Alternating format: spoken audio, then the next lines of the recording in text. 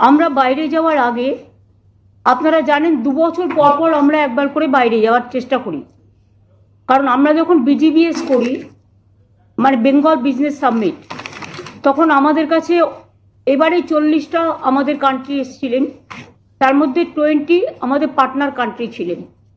তারা আমাদের বারবার রিকোয়েস্ট করেন যে আমরা তো আপনাদের দেশে আসছি, আমরা ইনভেস্ট করতে চাই, আপনারাও আমাদের দেশে আসুন। যেমন জাপান থেকে শুরু করে, কোরিয়া থেকে শুরু করে, কেউ বাকি নেই এই রিকোয়েস্টের মধ্যে, সবাই আছে। কিন্তু আমরা যেহেতু বাংলায় প্রবলেম বেশি, কারণ বাংলা নদীমাতৃকার দেশ, ঝড় জল লেগেই থাকে, তারপরে বন্যা ডিবিসির জল ছাড়ার প্রবলেম আছে, ওদিকে নানা রকম উৎসব থাকে। আমাদের এখানে যত উৎসব হয়, এবং একদল লোক আছে কুচক্রী যারা দাঙ্গা করে সারাক্ষণ। সুতরাং এই সমস্ত ঘটনার জন্য আমরা যাবার চেষ্টা করলেও, এমনকি দিল্লিও পর্যন্ত আমার যাওয়া হয় না।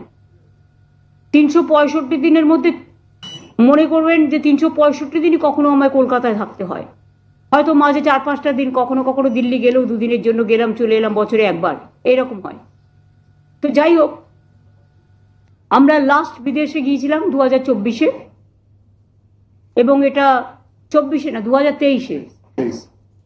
আর এই সফরটাও খুবই ছোট্ট, যাতায়াতের 2 দিন ফুল লাগবে, একদিন সানডে আছে, বাদ বাকি 4 দিন মাত্র আমাদের প্রোগ্রাম।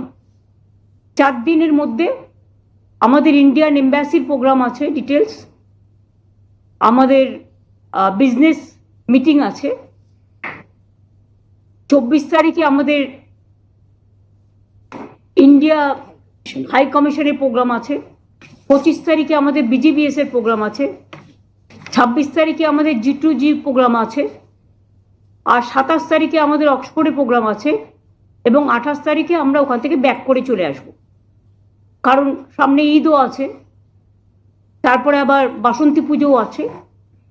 সুতরাং আমাকে এই সময়টা আর একটা দেশে আমাদের যাওয়ার ইনভিটেশন ছিল, কিন্তু আমরা সেটাকে ক্যান্সেল করেছি, কারণ যেহেতু ঈদ এবং বাসন্তী পুজো আছে বলে।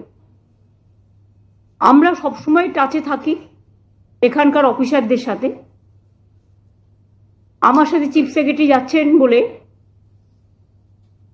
আমরা, যদিও আমাদের ফোন অলওয়েজ অ্যাভেলেবেল থাকবে, ইফ এনিথিং রিকোয়ার্ড, কোনো কিছু প্রয়োজন হলে, তা সত্ত্বেও আমি মনে করি যে কয়েকজন অফিসারকে আমি স্পেসিফিক একটা টাস্ক ফোর্স তৈরি করে দিয়ে যাচ্ছি, তারা আমাদের সাথে কন্টিনিউয়াস যোগাযোগ রাখবে যদি কোনো প্রয়োজন হয়। আশা করি প্রয়োজন হবে না, তা সত্ত্বেও অফিসারদের মধ্যে আছে বিবেক কুমার, প্রভাত মিশ্র, নন্দিনী চক্রবর্তী। পুলিশদের মধ্যে আছে রাজীব কুমার এবং মনোজ ভার্মা।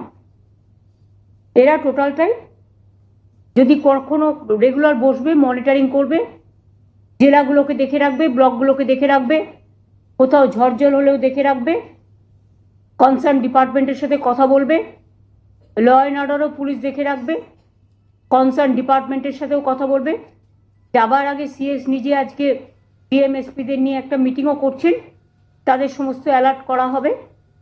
আর মন্ত্রীদের পক্ষ থেকেও আমি মনে করি 4-5 জন আমাদের অ্যাবসেন্সে তারা নবান্নে বসবে এবং এই অফিসারদের সাথে যোগাযোগ রেখে কাজ করবেন, এবং যদি কোনো প্রবলেম হয় তারা আমাদের সাথে কোঅর্ডিনেশন করবে, নিজেরা সিদ্ধান্ত না নিয়ে।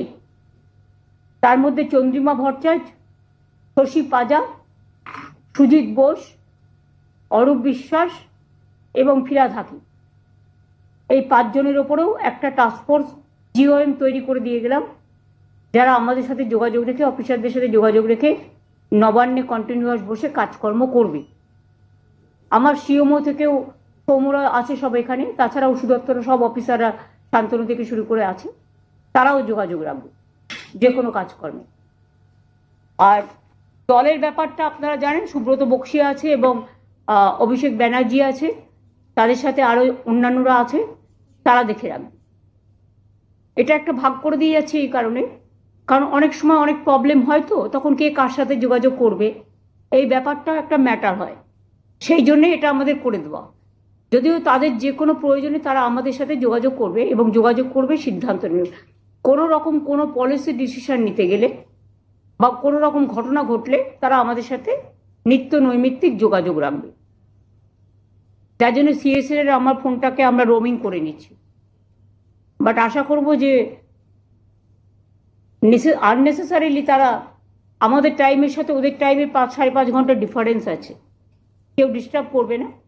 আর যদি প্রয়োজন হয় তারা নিশ্চয়ই এমার্জেন্সি কল করতে পারে, এমার্জেন্সি মেসেজ তারা দিতে পারে, এটা বলে দেওয়া হচ্ছে।